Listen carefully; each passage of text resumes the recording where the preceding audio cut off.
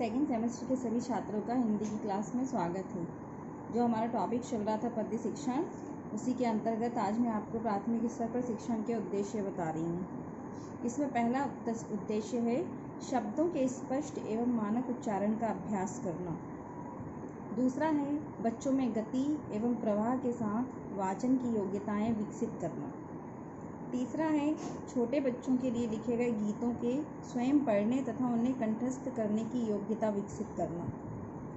बच्चों में अन्य लोगों के समक्ष कविता सुनाने की योग्यता विकसित करना। पांचवा, कविता को व्यक्तिगत तथा समूह के साथ हाव भाव एवं आरोह अवरोह के साथ सुनाने की योग्यता प्रदान करना। छठा है बच्चों में कविता को नाटकीयता के साथ सुनाने की दक्षता विकसित करना। सातवां है बच्चों को भावानुकूल वाचन सिखाना। आठवां, अंगद, रावण संवाद तथा परशुराम लक्ष्मण संवाद, सूरज और हवा आदि कविता के कलात्मक संवाद को भावात्मक अंदाज में सुनाने की योग्यता विकसित करना। मतलब जो भी बच्चे सुनाएं उसे फील करते हुए सुनाएं। अगला है पूर्व माध्यमिक स्तर पर पद्य शिक्षण के उद्देश्य। इसमें पहला उद्देश्य है छात्रों को कठिन शब्दों के उच्चारण का समुचित अभ्यास कराना। दूसरा, छात्रों की उच्चारण विषयक त्रुटियों का सुधार करना। तीसरा है पूर्व माध्यमिक स्तर पर छात्रों में कविता की परख एवं कविता के प्रति रुचि उत्पन्न करना।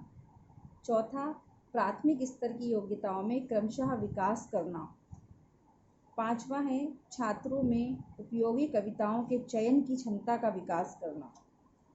छठवां और लास्ट है कविता की पंक्तियों में प्रयुक्त रस एवं अलंकार जैसे कि वीर रस, शांत रस तथा उपमा, अनुप्रास एवं यमक अलंकार को सामान्य रूप से पहचानने की क्षमता का विकास करना। अब इसके बाद है पद्य में अभिरुचि उत्पन्न करने के उपाय। पहला है मौलिक कविता लिखने का अभ्यास। तो बालक को प्रारंभ से ही मौलिक कविता लिखने का अभ्यास कराना चाहिए। प्रारंभ में तुकबंदी ही संभव होगी, किंतु धीरे धीरे स्तर ऊंचा उठता जाएगा। दूसरा है कविताओं का कंठस्थीकरण। कविताओं का कंठस्थीकरण अभिरुचि में सहायक होता है। कविता के सुंदर स्थल, नीति के दोहे आदि यथा स्थान पर सुनाने से कभी कभी बिगड़े काम भी बन जाते हैं। अतः विद्यालयों में कविता के सुंदर भावात्मक स्थल कंठस्थ कराने चाहिए ताकि उन्हें कवि की कृतियों की पढ़ने की प्रेरणा मिल सके। इसके बाद है अंत्याक्षरी के द्वारा। अंत्याक्षरी के द्वारा अंत्याक्षरी नामक एक बौद्धिक खेल है। इससे मनोरंजन भी होता है और कविता कंठस्थ करने की प्रेरणा भी मिलती है। खेल ही खेल में असंख्य कविताएं विद्यार्थियों को याद हो जाती हैं और बालक नई नई कविताएं सुनकर काव्य के प्रति अनुराग विकसित करते हैं। चौथा है कवि सम्मेलन। कवि सम्मेलन द्वारा आमंत्रित कवियों के मुख से साक्षात रूप में कविताएं सुनने का हृदय पर कुछ और ही प्रभाव पड़ता है।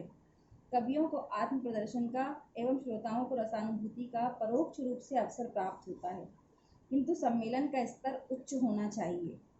इसके बाद है कवि दरबार।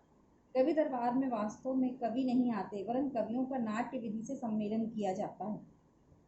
काव्य में अभिरुचि बनाए रखने के लिए यह एक सस्ता साधन है। ऐसे कवि दरबारों से विद्यार्थियों को बहुत लाभ होता है। छठा है कवि जयंती। कवि जयंती में कवि की जन्मतिथि मनाकर कवि की ख्याति प्राप्त प्रमुख कविताओं का पाठ किया जाता है ताकि काव्य के प्रति अनुराग उत्पन्न हो सके। इसके बाद है सुभाषित प्रतियोगिता। सुभाषित प्रतियोगिता में दूसरों की रचनाएं सुमधुर स्वर में सुनाई जाती हैं। इस बहाने विद्यार्थियों को सरस वाचन का अभ्यास हो जाता है और वह कवियों की उत्तम रचनाओं को ढूंढने के लिए प्रयत्नशील हो जाते हैं। आठवां और लास्ट है समस्या पूर्ति। समस्या पूर्ति प्रतियोगिता मध्यकालीन राजाओं के दरबार में हुआ करती थी। राजा द्वारा एक पंक्ति समस्या के रूप में पढ़ दी जाती थी और कवि लोग उसकी पूर्ति करने हेतु आगे की पंक्तियों को जोड़ देते थे। शिक्षा संस्थाओं में भी ऐसी प्रतियोगिताएं हुआ करती थीं, किंतु आजकल शिक्षा संस्थाओं में इस प्रतियोगिता को कोई स्थान प्राप्त नहीं है। इस वीडियो में इतना ही। अगले वीडियो में पद्य शिक्षण में उच्चारण अभ्यास और गद्य और पद्य में अंतर बताया जाएगा और पद्य शिक्षण की विधियां बताई जाएंगी। ठीक है, धन्यवाद।